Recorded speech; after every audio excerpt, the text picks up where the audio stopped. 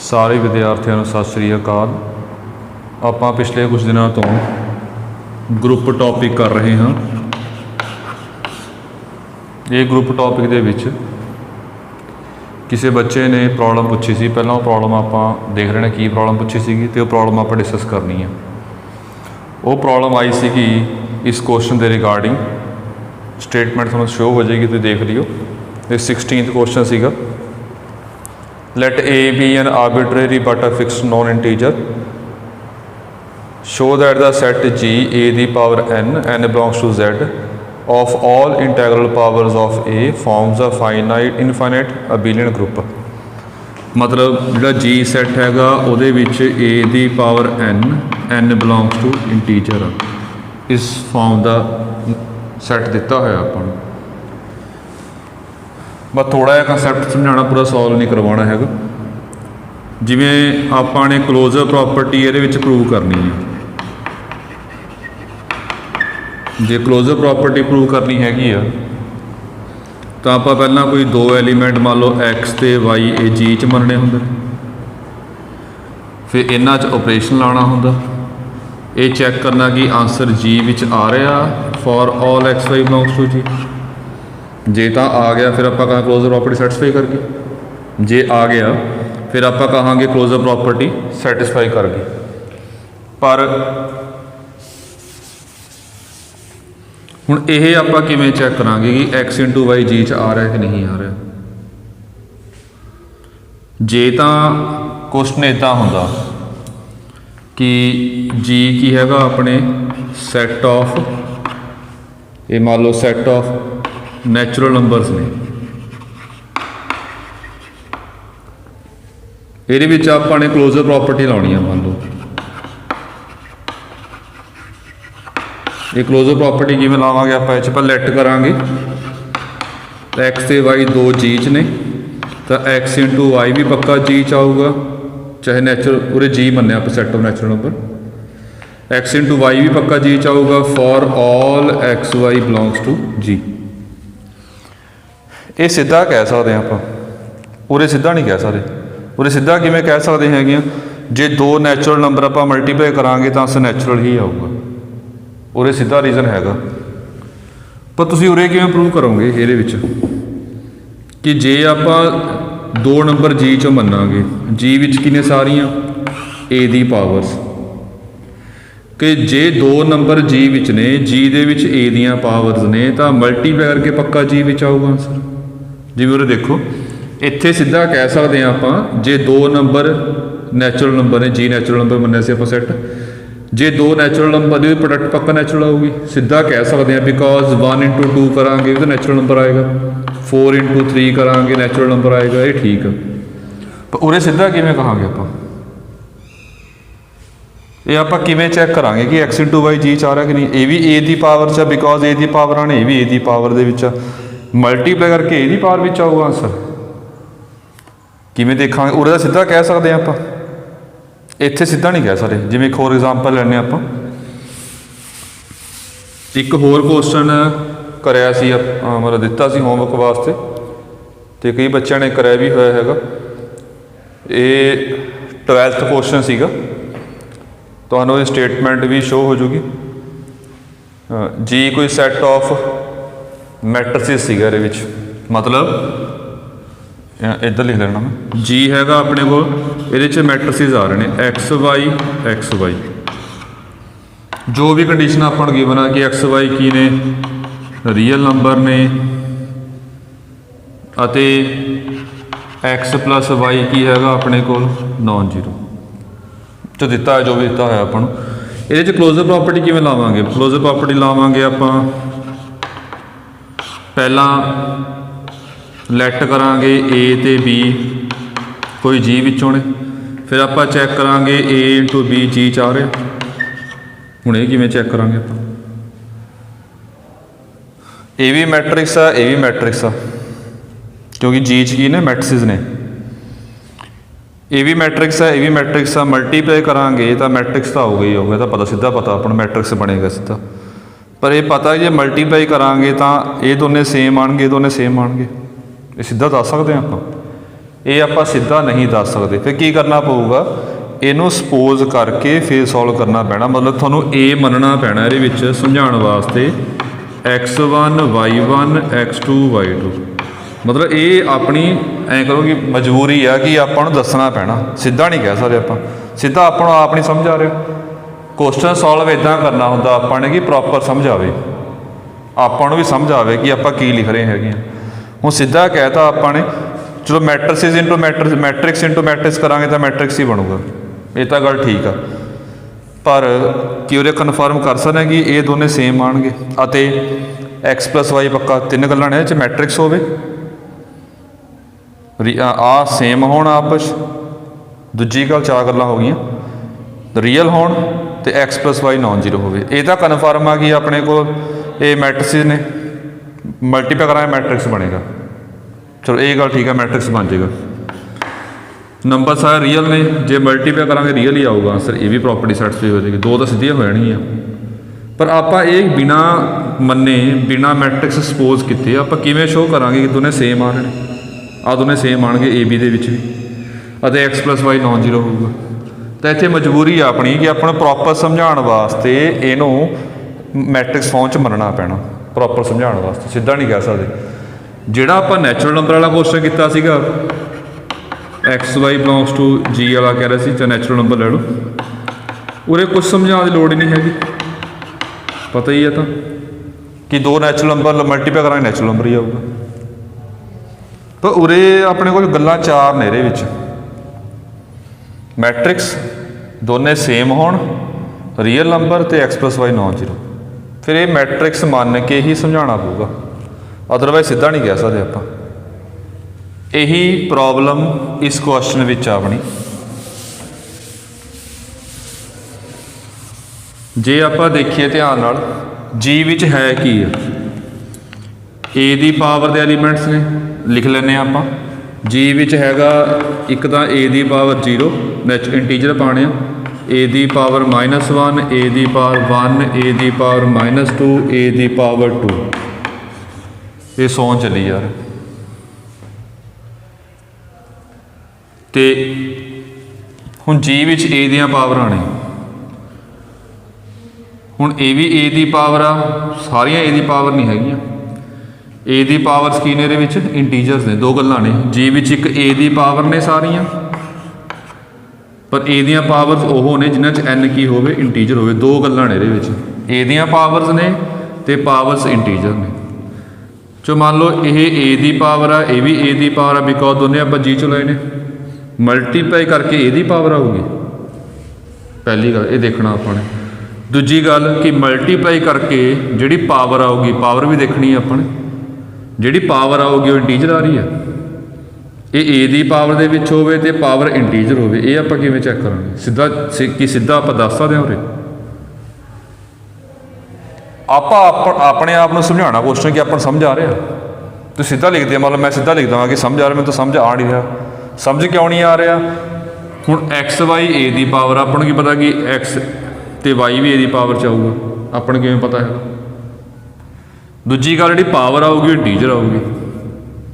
ਜੇ ਆਪਾਂ ਨੂੰ ਆਪ ਨਹੀਂ ਸਮਝ ਆ ਰਿਹਾ ਹੈਗਾ, ਫਿਰ ਜਿਹਨੂੰ ਆਪਾਂ ਸਮਝਾ ਰਹੇ ਹਾਂ ਜਾਂ ਟੈਸਟ ਵਿੱਚ ਕਰ ਰਹੇ ਹਾਂ, ਜਾਂ ਆਪਾਂ ਨੋਟਸ ਬਣਾ ਕੇ ਕਿਸੇ ਟੀਚਰ ਨੂੰ ਦਿਖਾ ਰਹੇ ਹੈਗੇ, ਫਿਰ ਉਹਨੂੰ ਕਿਵੇਂ ਸਮਝ ਆਊਗਾ ਜੀ? ਜੇ ਆਪਾਂ ਨੂੰ ਪ੍ਰੋਪਰ ਸਮਝ ਆ ਰਿਹਾ ਹੈਗਾ, ਫਿਰ ਟੀਚਰ ਨੂੰ ਵੀ ਸਮਝ ਆ ਜਾਏਗਾ। ਮੈਂ ਨੋਟਸ ਆਪਾਂ ਇੱਦਾਂ ਬਣਾਉਣੇ ਕਿ ਸਮਝ ਆਵੇ ਪ੍ਰੋਪਰ, ਸਿੱਧੇ ਸ਼ਾਰਟਕਟ ਨਹੀਂ ਮਾਰਨੇ ਹੈਗੇ। ਜਿਹੜੇ ਕਨਸੈਪਟ ਛੋਟੀ ਕਲਾਸ ਵਾਲੇ ਨੇ ਉਹਦੇ ਸ਼ਾਰਟਕਟ ਆਪਾਂ ਮਾਰ ਸਕਦੇ ਹੈਗੇ। ਹੁਣ ਇਹ ਫਿਰ ਇਹ ਸਮਝ ਨਹੀਂ ਆ ਰਿਹਾ ਇਹ 'ਚ ਕਿਵੇਂ ਕਰੋਗੇ।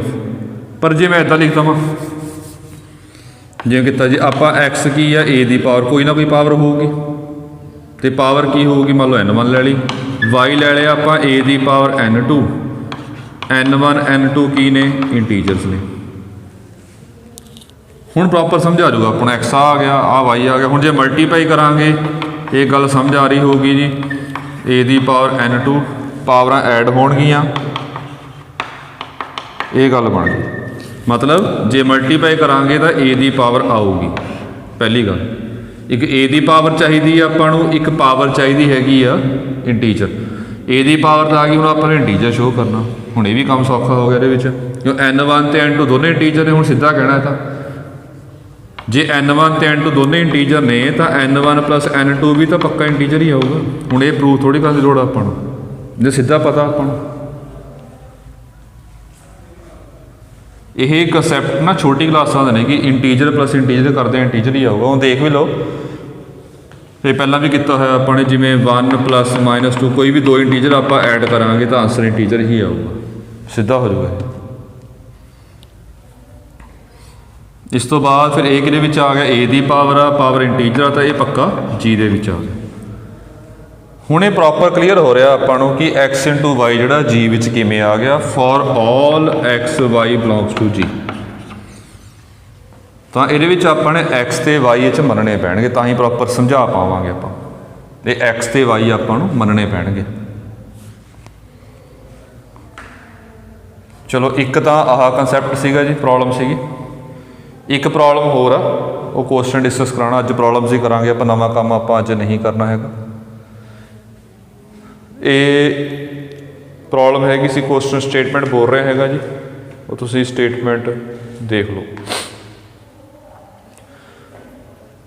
Show that the set G of all n nth roots of unity forms an abelian group of order n under the usual multiplication of complex number where n is a fixed positive integer। देखते हैं आप, चलो रब कर लिए पहले।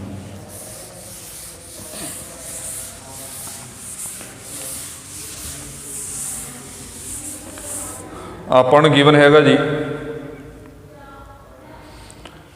g ਵਿੱਚ ਕੀ ਨੇ,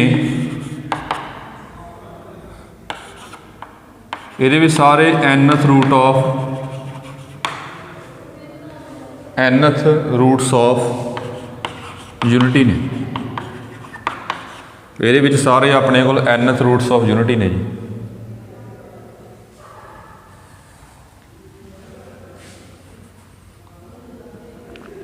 ਹੁਣ nth ਰੂਟ ਆਫ ਯੂਨਿਟੀ ਤੁਹਾਨੂੰ ਧਿਆਨ ਦੇ ਵਿੱਚ ਕੁਐਸਚਨ ਪਹਿਲਾਂ ਕਰਿਆ ਸੀ ਆਪਾਂ ਨੇ। ਹੁਣ ਇਹ ਇੱਦਾਂ ਨਹੀਂ ਹੈ ਕਿ ਜਿਹੜੇ nth ਰੂਟ ਆਫ ਯੂਨਿਟੀ ਹੋਣਗੇ ਉਹ 1 omega omega square omega cube omega ਦੀ ਪਾਵਰ n-1 ਜੋ ਵੀ ਆ, ਚਲੋ ਇਹ n ਬਣਨਗੇ ਆਨਸਰ। ਇਹ ਨਹੀਂ ਹੈਗੇ ਜੀ। ਓਮੇਗਾ ਟਰਮ ਕਿੱਥੋਂ ਆਈ ਸੀ, ਆਪਾਂ ਮੰਨੀ ਨਹੀਂ ਸੀ, ਕੱਢੀ ਸੀ, ਪ੍ਰੂਵ ਕੀਤੀ ਸੀ ਆਪਾਂ ਨੇ ਕਿ 1 ਦਾ ਕਿਊ ਰੂਟ ਲਵਾਂਗੇ, ਇਹਨੂੰ ਸੋਲਵ ਕਰਕੇ ਜਿਹੜੀ -1 ਪਲੱਸ ਆਇਓਟਾ √3/2 ਵੈਲਿਊ ਆਈ ਸੀ, ਇਹਨੂੰ ਆਪਾਂ ਓਮੇਗਾ ਕਿਹਾ ਸੀ। ਇਹ ਸੋਲਵ ਕੀਤਾ ਸੀ ਪ੍ਰੋਪਰ ਆਪਾਂ ਨੇ, ਤਾਂ ਉੱਥੋਂ ਬਣਿਆ ਸੀਗਾ। ਤਾਂ ਇਹ ਵੀ ਪਹਿਲਾਂ ਸੋਲਵ ਕਰਨਾ ਹੈਗਾ। nth ਰੂਟ ਆਫ ਯੂਨਿਟੀ ਜਿਹੜੇ ਹੈਗੇ ਨੇ, ਜੇ ਤੁਹਾਨੂੰ ਕੰਸੈਪਟ ਧਿਆਨ ਦੇ ਵਿੱਚ ਹੋਵੇ, ਜਿਹੜਾ ਕਿਊਬ ਰੂਟ ਆਫ ਯੂਨਿਟੀ ਸੀਗਾ ਜੀ, ਇਹ ਤਾਂ +1 ਦਾ ਕੰਸੈਪਟ ਸੀਗਾ। ਜਿਹੜਾ nth ਰੂਟ ਆਫ ਯੂਨਿਟੀ ਹੈਗੇ ਨੇ, ਇਹ BSc ਫਸਟ ਈਅਰ ਦੇ ਵਿੱਚ ਸੀਗਾ, ਸ਼ਾਇਦ ਤੁਹਾਨੂੰ ਦੇਖ ਕੇ ਡੀ ਮੋਆਇਵਰ ਥਿਊਰਮ ਸੀਗੀ ਉਹਦੇ ਵਿੱਚ। ਪਹਿਲਾਂ ਉਹ ਕੰਸੈਪਟ ਸਮਝਾਉਣਾ ਹੈਗਾ, ਫਿਰ ਆਪਾਂ ਕੁਐਸਚਨ ਸੋਲਵ ਕਰਾਂਗੇ। ਕੁਐਸਚਨ ਤਾਂ ਸੌਖਾ ਹੀ ਹੈ। ਇਹ ਨੋਟ ਪਾ ਕੇ ਪਹਿਲਾਂ ਪੁਰਾਣਾ ਕੰਸੈਪਟ ਸਮਝਾ ਰਹੇ ਹਾਂ ਜੀ। ਹੁਣ ਆਪਾਂ ਨੇ nth ਰੂਟ ਹੁੰਦਾ ਹੈਗਾ 1/n, ਇਹ ਫਾਈਂਡ ਕਰਨਾ ਹੈ। ਇਹਨੂੰ x ਮੰਨ ਲਿਆ ਆਪਾਂ ਨੇ। ਹੁਣ ਇਹਨੂੰ ਫਾਈਂਡ ਕਿਵੇਂ ਕੀਤਾ ਸੀ ਆਪਾਂ ਨੇ, ਡੀ ਮੋਆਇਵਰ ਥਿਊਰਮ ਦੇ ਵਿੱਚ ਕੰਸੈਪਟ ਆਇਆ ਸੀਗਾ, ਡੀ ਮੋਆਇਵਰ ਥਿਊਰਮ। ਇਹਦੇ ਵਿੱਚ ਇਹ ਕੰਸੈਪਟ ਆਇਆ ਸੀਗਾ। ਡੀ ਮੋਆਇਵਰ ਥਿਊਰਮ ਕੀ ਸੀਗੀ ਆਪਣੇ ਕੋਲ, ਸਿਸ ਥੀਟਾ ਮਤਲਬ cos theta plus iota sine theta ਦੀ ਪਾਵਰ n। ਇਹਨੂੰ ਕਹਿੰਦੇ ਹੈਗੇ ਆਪਾਂ ਸਿਸ ਥੀਟਾ। ਇਹ ਹੁੰਦਾ ਹੈਗਾ ਜੀ ਪਾਵਰ ਅੰਦਰ ਆ ਜਾਂਦੀ ਆ ਸਿਸ n ਥੀਟਾ। ਇਹ ਡੀ ਮੋਆਇਵਰ ਥਿਊਰਮ ਹੁੰਦੀ ਹੈ। ਆਹ ਡੀ ਮੋਆਇਵਰ ਥਿਊਰਮ ਆ ਗਈ, ਪਾਵਰ ਅੰਦਰ ਆ ਜਾਏਗੀ। ਇਹ cos theta plus iota sine theta ਨੂੰ ਆਪਾਂ ਸ਼ਾਰਟ ਫਾਰਮਸ ਲਿਖਿਆ, C for cos, I for iota, S for sine theta. ਇਹ 'ਚ ਕਿਵੇਂ ਸੀਗਾ ਸਮਝਾ ਰਿਹਾ ਥੋੜ੍ਹਾ ਜਿਹਾ, ਜੇ ਤੁਹਾਨੂੰ ਲਿੰਕ ਜਿਹਾ ਸਮਝਾ ਜੇ। ਜੇ ਪੁਰਾਣੀ ਗੱਲ ਯਾਦ ਆ ਤਾਂ ਬਹੁਤ ਚੰਗੀ ਗੱਲ। ਇਹ ਬਣ ਜਾਏਗਾ ਤੁਹਾਡਾ, ਪਹਿਲਾਂ ਨੂੰ ਲਿਖਣਾ ਹੁੰਦਾ cos ਕਿਹੜੇ ਐਂਗਲ 'ਤੇ ਹੋਊਗਾ, ਸਿਸ cos 0 ਪਲੱਸ ਆਇਓਟਾ ਸਾਈਨ 0। ਇਹ ਚੈੱਕ ਕਰ ਲਓ, cos 0 1 ਹੁੰਦਾ, ਸਾਈਨ 0 0 ਹੁੰਦਾ, ਓਵਰਆਲ ਆਂਸਰ 1 ਬਣ ਜਾਏਗਾ। ਪਹਿਲਾਂ ਸਿਸ 'ਚ ਕਨਵਰਟ ਕਰਨਾ ਹੁੰਦਾ ਆਪਾਂ ਨੇ। ਇਹ ਬਣ ਜਾਏਗਾ ਸਿਸ 0। ਫਿਰ ਇਹਦੇ ਵਿੱਚ ਆਪਾਂ ਨੇ 2k ਪਾਈ ਐਡ ਕਰਨਾ ਹੁੰਦਾ। ਪਹਿਲਾ ਕੰਸੈਪਟ ਇੱਦਾਂ ਹੀ ਕੀਤਾ ਸੀਗਾ ਜੀ, 2k ਪਾਈ ਆਪਾਂ ਐਡ ਕਰਨਾ ਹੁੰਦਾ। उस तो बाद डी माए वैसों लानी होंगी है। तो के आप वेरी कराना होंगे जी, 0 तो शुरू करना होंगे, 0 1 2 जिन्ने नीचे हैगा n इस तो एक घट जाना होंगे। जे इत्थे 4 होंगे नीचे तो 3 तक जाते आप, जे 7 होंगे फिर 6 तक जाते, जिन्ना नीचे पिया हैगा वो तो आप एक घट तक जाना होंगे जी। स्टार्ट आपने 0 तो करना होंगे। ये सारा पिछला कंसैप्ट। फिर आप डी माइवर लावांगे, ये अंदर ले जाएंगे पावर सिस 2k पाई दी power 2k pi upon n आ जाएगा। तो के कितना वेरी कर रहा है ये 0 1 2 अप टू सोन n-1।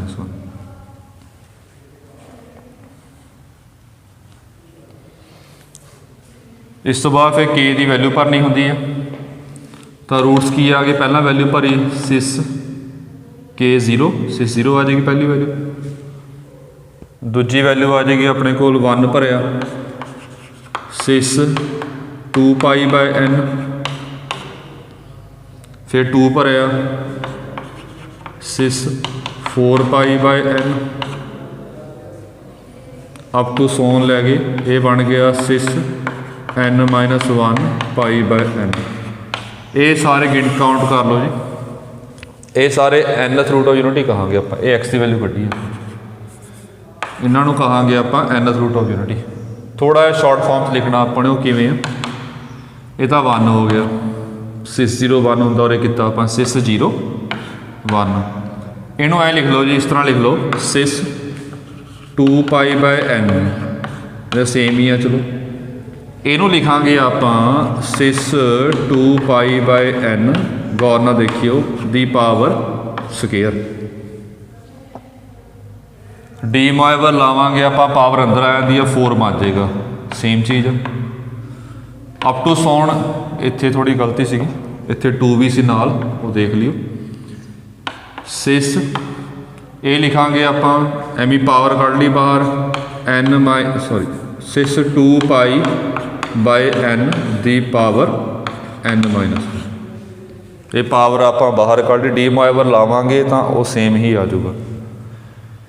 इन्हें इदा लिख लिया आपने। फिर आप की कर रहे हैं,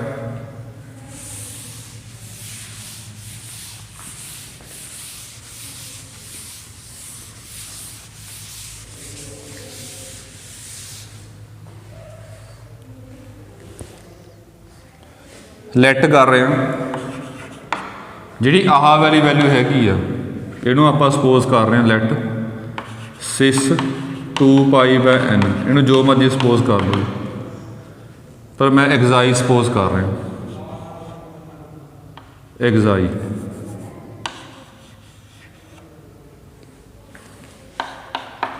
एग्जाई सपोज कर रहे हैं, एग्जाई करने आप।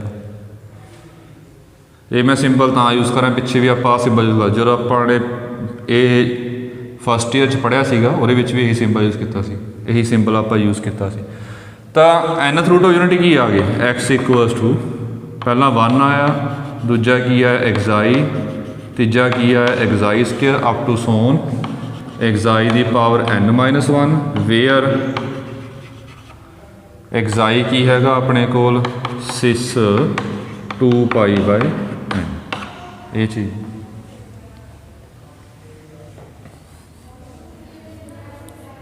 एक तो यह मैं सीधा लिखना, आप कटने नहीं है रूट्स। आप हूँ जो क्वेश्चन, क्योंकि छोटी क्लास का कंसैप्ट है तो करवाया गया कि थोड़ा ध्यान च नहीं है। हम क्वेश्चन आप जो स्टार्ट करना है रूट्स आप मनने ने, तो आ लिख देना कि वेयर एग्जाई आ होंगे, ये सारे कहने हैं आप nth रूट्स ऑफ यूनिटी, ये सारे आप nth रूट ऑफ यूनिटीज कहने। हुण थोड़ी ये गल हो ध्यान रखनी है, आप ऑपरेशन मल्टीप्लाई वाला करना है, मतलब जे तुसी ये तो चलो ठीक है, एग्जाई 2 इंटू एग्जाई इंटू एग्जाई की पावर 4 करांगे तो एग्जाई की पावर कितनी आ जाएगी 6 आ जाएगी। मेरा चलो गल ठीक लग रही देखो, पर जे आप एग्जाई दी n-1 एग्जाई स्केयर ना मल्टीप्लाई करिए तो एग्जाई की पावर n+1 होगा। ये थोड़ी गल समझानी फिर प्रॉपर स्टार्ट कराएंगे क्वेश्चन। आप थोड़ी गल समझानी है ये क्लोजर प्रॉपर्टी जो आप प्रूव करनी होगी। क्लोजर प्रॉपर्टी की होंगी है कि कोई भी दो एलीमेंट लईए ग्रुप के विचों सैट विचों उन्होंने मल्टीप्लीकेशन करिए आंसर सैट विच ही आए। आ देखो आ दो एलीमेंट सैट विचों ही लए ने आपां पर मल्टीप्लाई किया है सैट विच नहीं आ रहा। ये सैट विच क्यों नहीं आ रहा? बिकॉज इस तो बाद किहड़ी पावर आएगी एक्साई की पावर एन आएगी। इस तो बाद किहड़ी आएगी एक्साई की पावर एन प्लस वन। इस तो बाद आउणगियां वो तो है ही नहीं पावर ये पावर है ही नहीं। तो यही ना कंसैप्ट ध्यान रखना है किवें जिवें आपां ने आ क्वेश्चन किए सीगे। आ क्वेश्चन किया सी क्यूब रूट ऑफ यूनिटी वाला।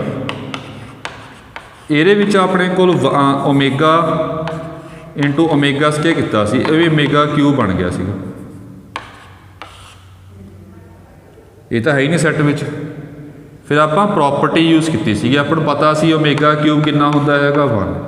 तो ये एक प्रॉपर्टी बनेगी वो भी नाल लिखांगे आप। प्रॉपर्टी की हैगा कि एक्साई की पावर n 1 होएगी। एक्साई की पावर n 1 आऊगा।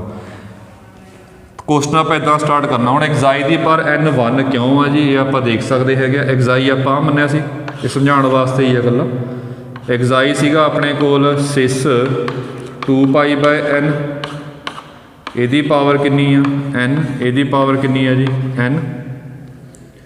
ये पावर अंदर लै गए आप डिमोइबस में ला गए n कैंसल हो जाऊगा जी। 6 2 पाई आ जाएगा। 6 2 पाई होंदा हैगा cos 2 pi plus iota sine 2 पाई। cos 2 पाई 1 होंदा, साइन 2 पाई 0 हो जाएगा। ये 1 आंसर आ जाएगा। एक्साई की पावर n 1 होंदी है। तो हुण आपां क्वेश्चन स्टार्ट करांगे। आपां कहांगे इत्थों स्टार्ट करना cube roots of nth roots of unity are. सीधा इतों स्टार्ट करना है। nth root of unity are 1 xi square xi की power n - 1 where xi is equal to 6 2 pi by n and xi की पावर n इक्वल टू 1। ये इतों question start करना। ये सारा पुराना कंसैप्ट से जो आप समझाया वो कितने लिखना नहीं कुछ, समझाने वास्ते थोनों कि किमें आया कंसैप्ट। हुण आ कंसैप्ट आ गया। तो थोनों ये गल मैं दस्सिया सीगा जिथे एलीमेंट्स अपने कोल फाइनाइट होण उत्थे आपां हमेशा कॉम्पोजिशन टेबल बना के फिर सॉल्व करना होंदा, उन्हें सौखा होंदा। कॉम्पोजिशन टेबल बना के फिर सॉल्व करांगे, अदरवाइज क्वेश्चन बहुत लंबा चला जाएगा। जो कल्ले कल्ले केस बनावांगे ना तो क्वेश्चन काफ़ी लंबा चला जाएगा। और टेबल बना रहा हैगा सारा कुछ मैं टेबल 'च समझा दूंगा जी ऑलरेडी, तुसीं अपने आप प्रॉपर लिख लियो। हुण टेबल बनाउणा किवें आ तुहानूं ध्यान 'च होऊगा जी।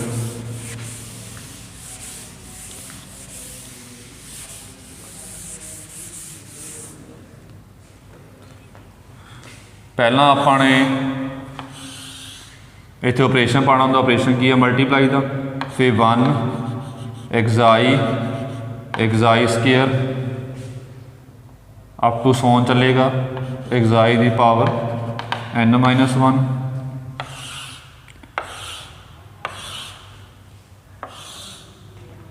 इत्थे 1 आऊगा, एक्साई आऊगा, एक्साई स्केयर एक्साई की पावर n - 1।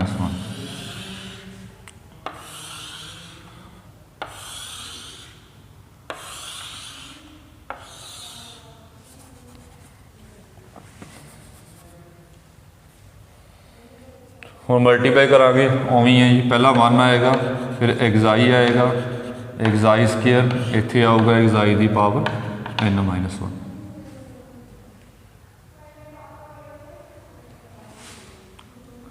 अगे आऊगा इत्थे 1 आऊगा, फिर एक्साई स्केयर आऊगा, एक्साई की क्यूब आएगा। ध्यान देखो इत्थे 1 आऊगा, एक्साई की पावर n बनेगी। एक्साई की पावर n कितना कहा आपने 1। ये अपना एक्साई स्केयर आऊगा, एक्साई क्यूब आऊगा, एक्साई 4 आएगा, इत्थे आऊ कला एक्साई। ये किवें आया जी? आपां जिवें आ सी एक्साई की पावर n - 1 नूं एक्साई स्केयर नाल मल्टीप्लाई किया, एक्साई की पावर n + 1 आ गया। ਇਹਨੂੰ ਲਿਖਾਂਗੇ ਆਪਾਂ xi ਦੀ power n into xi। xi ਦੀ ਪਰ n ਕਿੰਨਾ ਹੁੰਦਾ ਜੀ 1, ਤਾਂ ਇਹ ਆਪਣੇ ਕੋਲ ਇਕੱਲਾ xi ਆ ਗਿਆ। ਇਹਦੇ ਵਿੱਚ ਆਹ ਦੇਖ ਲਿਓ, ਆਹ ਸੋਨ ਪਾਉਣਾ ਸੀ, ਸੋਨ ਪਾਇਆ ਆਪਾਂ ਨੇ, ਚੱਲੀ ਗਿਆ। ਪਹਿਲਾ ਆਊਗਾ ਇਹਦੇ ਵਿੱਚ xi ਦੀ ਪਾਵਰ n-1, ਦੂਜਾ ਹੋਊਗਾ xi ਦੀ ਪਾਵਰ n। xi ਦੀ ਪਾਵਰ n ਕਿੰਨਾ ਬਣ ਗਿਆ 1। ਤੀਜਾ ਮਲਟੀਪਲਾਈ ਕੀਤਾ xi ਦੀ ਪਾਵਰ n+1, ਉਹ ਕੱਢਿਆ ਆਪਾਂ ਹੁਣੀ xi ਆ ਗਿਆ। ਅਖੀਰਲਾ ਧਿਆਨ ਨਾਲ ਚੈੱਕ ਕਰ ਲਿਓ, xi ਦੀ ਪਾਵਰ n-1, xi ਦੀ ਪਾਵਰ n-1, ਮਤਲਬ xi ਦੀ ਪਾਵਰ n-1 ਇੰਟੂ xi ਦੀ ਪਾਵਰ n-1, ਇਹ ਬਣ ਗਿਆ xi ਦੀ ਪਾਵਰ 2n-2। ਦੇਖਣਾ ਧਿਆਨ ਨਾਲ, ਕੋਸ਼ਿਸ਼ ਕਰਨੀ ਹੈਗੀ ਆ ਜਿਹੜਾ ਵੀ ਆਪਾਂ ਆਨਸਰ ਲੈ ਕੇ ਆਉਣਾ ਇੱਥੇ ਉਹ ਸੈੱਟ ਵਿੱਚ ਹੀ ਹੋਵੇ।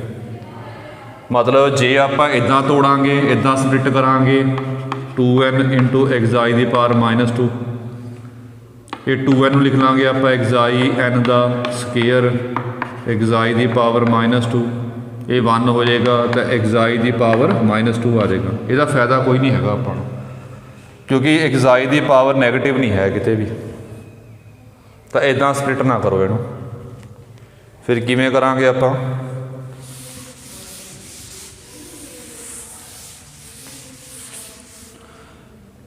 ਇਹਨੂੰ ਤੁਸੀਂ ਇੱਦਾਂ ਸਪਲਿਟ ਕਰਨ ਦੀ ਬਜਾਏ ਇੱਦਾਂ ਕਰ ਲਓ, ਇਹ ਲਿਖ ਲਾਂਗੇ xi ਦੀ ਪਾਵਰ n, xi ਦੀ ਪਾਵਰ n-2, xi ਦੀ ਪਾਵਰ n ਕਿੰਨਾ ਹੋ ਗਿਆ 1, xi ਦੀ ਪਾਵਰ n-2, ਇਹਦੇ ਵਿੱਚ ਹੀ ਹੋਊਗੀ। ਵਿੱਚ ਕਿਉਂ ਹੋਊਗੀ, ਇਸ ਤੋਂ ਪਹਿਲਾਂ ਪਾਵਰ n-2 ਆਏਗੀ, xi ਦੀ ਪਾਵਰ n-2 ਆ ਗਿਆ। ਇਹ ਆ ਗਿਆ ਸਾਰਾ। ਹੁਣ ਸਾਰਾ ਕੁਝ ਮੈਂ ਆਲਰੇਡੀ ਕਰਵਾ ਰਿਹਾ ਹੈਗਾ, ਟੇਬਲ 'ਚੋਂ ਦੇਖ ਕੇ ਤੁਸੀਂ ਆਪ ਲਿਖ ਲਿਓ ਸਾਰਾ ਇਹਦੇ ਵਿੱਚ। ਇਹਨੂੰ ਆਪਾਂ ਨੇ ਅਬੇਲੀਅਨ ਗਰੁੱਪ ਸ਼ੋਅ ਕਰਨਾ ਹੈਗਾ। ਪਹਿਲਾਂ ਕਲੋਜ਼ਰ ਪ੍ਰੋਪਰਟੀ ਲਾਉਂਦੇ। ਕਲੋਜ਼ਰ ਪ੍ਰੋਪਰਟੀ ਕੀ ਕਹਾਂਗੇ ਆਪਾਂ, ਸਾਰੇ ਐਲੀਮੈਂਟ ਕੰਪੋਜੀਸ਼ਨ ਟੇਬਲ ਦੇ ਸਾਰੇ ਐਲੀਮੈਂਟ ਦੇਖੋ, ਆਹ ਵਾਲਾ ਹੁੰਦਾ ਟੇਬਲ ਵਿੱਚ ਵਾਲਾ, ਇਹ ਸਾਰੇ ਐਲੀਮੈਂਟ ਕੰਪੋਜੀਸ਼ਨ ਟੇਬਲ ਦੇ ਜੀ ਵਿੱਚ ਆ ਰਹੇ ਨੇ। ਜੀ ਕੀ ਸੀ ਆਪਣੇ ਕੋਲ G 1 xi square up to so on xi ਦੀ ਪਾਵਰ n-1। ਜੇ ਸਾਰੇ ਐਲੀਮੈਂਟ ਇਹਦੇ ਵਿੱਚ ਆਉਣ ਜੀ ਤਾਂ ਆਪਾਂ ਕਹਾਂਗੇ ਕਲੋਜ਼ਰ ਪ੍ਰੋਪਰਟੀ ਜਿਹੜੀ ਹੈਗੀ ਆ ਉਹ ਸੈਟਿਸਫਾਈ ਹੋ ਗਈ। ਮਲਟੀਪਲੀਕੇਸ਼ਨ ਆਫ ਕੰਪਲੈਕਸ ਨੰਬਰ ਕੀ ਹੁੰਦਾ ਐਸੋਸੀਏਟਿਵ, ਤਾਂ ਆਪਾਂ ਕਹਾਂਗੇ ਐਸੋਸੀਏਟਿਵ ਪ੍ਰੋਪਰਟੀ ਸਿੱਧੀ ਹੋਲਡ ਕਰੇਗੀ। ਤੀਜਾ ਹੈਗਾ ਆਇਡੈਂਟੀਟੀ ਐਲੀਮੈਂਟ। ਆਇਡੈਂਟੀਟੀ ਐਲੀਮੈਂਟ ਵਿੱਚ ਆਪਾਂ ਇੱਕ ਲੈਫਟ ਆਇਡੈਂਟੀਟੀ ਕੱਢਿਆ ਸੀਗਾ, ਇੱਕ ਕੱਢਿਆ ਸੀ ਆਪਾਂ ਰਾਈਟ ਆਇਡੈਂਟੀਟੀ, ਦੋਨੇ ਸੇਮ ਕੀਤੇ ਸੀਗੇ। ਲੈਫਟ ਆਇਡੈਂਟੀਟੀ ਕੀ ਸੀ ਆਪਣੇ ਕੋਲ, ਜਿਹੜੀ ਰੋ ਉੱਪਰ ਟੇਬਲ ਦੀ ਫਸਟ ਕਾਲਮ ਨਾਲ ਮੈਚ ਕਰ ਗਈ, ਫਸਟ ਰੋ ਨਾਲ ਮੈਚ ਕਰ ਗਈ ਜਾਂ ਟੌਪ ਨਾਲ ਮੈਚ ਕਰ ਗਈ, ਇਹ ਟੌਪ। ਜਿਹੜੀ ਰੋ ਆਹ ਦੇਖਣਾ ਬਸ ਇਹਨੂੰ ਮੈਟ੍ਰਿਕਸ ਫਾਰਮ 'ਚ ਮੰਨ ਕੇ ਆਹ ਦੇਖਣਾ ਆਪਾਂ ਨੇ, ਆਹ ਫਸਟ ਰੋ ਜਿਹੜੀ ਹੈਗੀ ਟੌਪ ਨਾਲ ਮੈਚ ਕਰਦੇ ਆ, ਟੌਪ ਨਾਲ ਮੈਚ ਕਰ ਗਈ ਤਾਂ ਜਿਹੜਾ ਸਾਹਮਣੇ ਵਾਲਾ ਐਲੀਮੈਂਟ ਹੋ ਗਿਆ ਇਹਨੂੰ ਕਹਾਂਗੇ ਆਪਾਂ ਲੈਫਟ ਆਇਡੈਂਟੀਟੀ। ਇਹ ਕੀਤਾ ਹੋਇਆ ਪਹਿਲਾਂ ਆਪਾਂ। ਰਾਈਟ ਆਇਡੈਂਟੀਟੀ ਕਿਵੇਂ ਕੱਢਾਂਗੇ, ਇੱਥੇ ਗਲਤੀ ਹੋ ਗਈ ਨਾ, ਇੱਥੇ xi ਆਉਣਾ ਸੀ। ਚਲੋ ਲੈਫਟ ਆਇਡੈਂਟੀਟੀ ਕਿਵੇਂ ਆਊਗੀ, ਜਿਹੜੀ ਕਾਲਮ ਫਸਟ ਨਾਲ ਮੈਚ ਕਰ ਰਹੀ ਹੈਗੀ ਆ ਉਹਦੇ ਸਾਹਮਣੇ ਐਲੀਮੈਂਟ ਕਿਹੜਾ ਹੋ ਗਿਆ 1, ਇਹਨੂੰ ਕਹਾਂਗੇ ਆਪਾਂ ਰਾਈਟ ਆਇਡੈਂਟੀਟੀ। ਲੈਫਟ ਆਇਡੈਂਟੀਟੀ ਪਹਿਲਾਂ ਕੀਤਾ ਹੋਇਆ, ਮੈਂ ਤਾਂ ਥੋੜ੍ਹਾ ਜਿਹਾ ਸਪੀਡ ਤੇਜ਼ ਕਰ ਰਿਹਾ।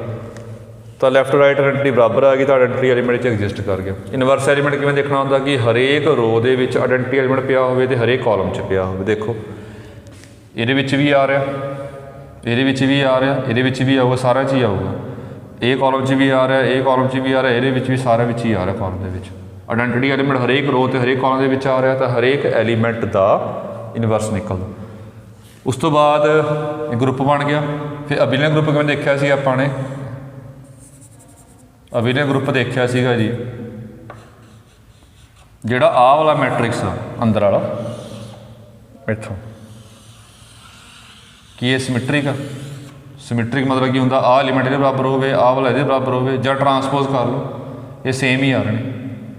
ਤਾਂ ਇਹ ਮੈਟ੍ਰਿਕਸ ਕੀ ਬਣ ਗਿਆ ਆਪਣੇ ਕੋਲ, ਸਿਮੈਟ੍ਰਿਕ ਬਣ ਗਿਆ। ਇਸ ਕਰਕੇ ਇਹ ਕਮੋਡੇਟਿਵ ਪ੍ਰੋਪਰਟੀ ਵੀ ਹੋਲਡ ਕਰੇਗੀ। ਤਾਂ ਗਰੁੱਪ ਕੀ ਬਣ ਗਿਆ ਅਬੇਲੀਅਨ। ਇਹ 'ਚ ਐਲੀਮੈਂਟ ਕਿੰਨੇ ਨੇ ਫਾਈਨਾਈਟ, ਇਹਨੂੰ ਕਹਾਂਗੇ ਆਪਾਂ ਫਾਈਨਾਈਟ ਅਬੇਲੀਅਨ ਗਰੁੱਪ। ਅਤੇ ਇਹਦੇ ਐਲੀਮੈਂਟ ਹੈ ਕਿੰਨੇ ਨੇ n, ਤਾਂ ਇਹਦਾ ਆਰਡਰ ਕਿੰਨਾ ਹੋ ਗਿਆ ਆਪਣੇ ਕੋਲ n ਹੋ ਗਿਆ। तो मेन तो हम स्टार्टिंग समझानी सी स्टार्टिंग किद्दां करनी है, बाकी का काम पहला किया होया आपने, ये तुसीं कर लिओ। ये क्वेश्चन इंपॉर्टेंट है जी, पेपर च आया होया। एक कंसैप्ट होर सीगा जी जो आपने कल थ्योरम की सीगी कि सैमी ग्रुप हैगा, दो इक्वेशनस ने उन्हों के आंसर यूनीक आउण तो सैमी ग्रुप की बन जाएगा अपने कोल, ग्रुप बन जाएगा। ਉਹਦੇ ਵਿੱਚ ना जो लास्ट टॉपिक किया, लास्ट पार्ट किया सीगा, ਉਹਦੇ कुछ लिखन लगे गलती हो गई जी, वो मैं ठीक करवा रहा, तुसीं ठीक कर लिओ गलती। वो जिथे आपां इनवर्स कढ़िया सीगा, इनवर्स विच आपां कहा सीगा कि AX equal to E has unique solution, तो इहदा सोल्यूशन आपां ने मन्निया सीगा A', फिर आपां गया सी A' कितना बन गया E। इस तो बाद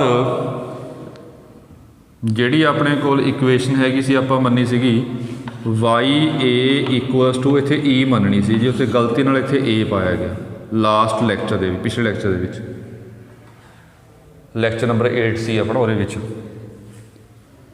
ਇੱਥੇ E ਕਰ ਲਈ, ਹੁਣ E ਆਉਣਾ ਸੀ, ਬਾਕੀ ਠੀਕ ਸੀ ਸਾਰਾ। ਇਸ ਤੋਂ ਬਾਅਦ ਜਿਹੜਾ ਸੋਲੂਸ਼ਨ ਬਣਿਆ ਸੀ ਆਪਾਂ A', ਇੱਥੇ ਵੀ ਗਲਤੀ ਨਾਲ A ਪਾਇਆ ਗਿਆ ਸੀ, ਇੱਥੇ E ਕਰ ਲਈ, ਬਾਕੀ ਠੀਕ ਸੀ ਸਾਰੀ ਥਿਓਰਮ, ਬਾਕੀ ਠੀਕ ਆ ਸਾਰੇ ਥਿਓਰਮ। चलो ठीक है जी, बस अज नहीं काम करवाना सीगा, तो जिन्होंने होमवर्क कर लिया हैगा तो बुक हैगी है जो एग्जाम्पल भी नाल ट्राई करी जाए। ठीक है जी, थैंक यू।